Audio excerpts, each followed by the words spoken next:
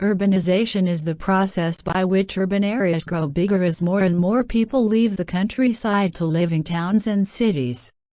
Before the 1950s, urbanization mainly occurred in more economically developed countries, MEDCs. Rapid urbanization happened during the period of industrialization in Europe and North America in the 19th and early 20th centuries. A lot of people left their home villages for urban areas hoping to find jobs in the rapidly expanding industries in big towns and cities. Since the 1950s, urbanization has become slower in most MEDCs. Now, some of the biggest cities are losing population because people go back to living rural areas. This is known as counter-urbanization.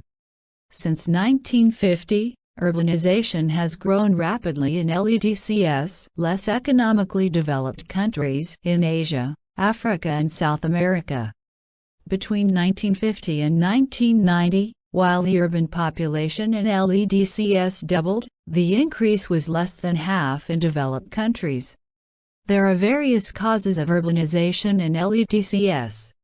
Here are some major ones.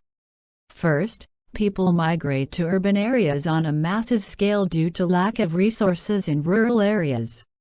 Second, small farmers find it harder to make a living not just because of bad weather conditions such as drought, floods, or storms, but because they can't compete with large agricultural companies.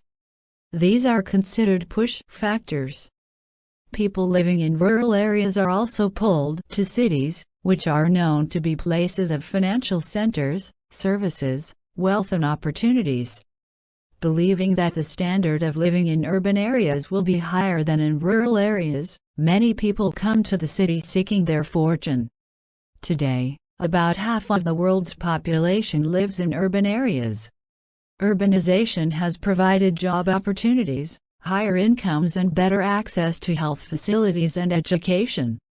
The urban population will continue to grow and it is expected that its proportion will increase to 70% by 2050.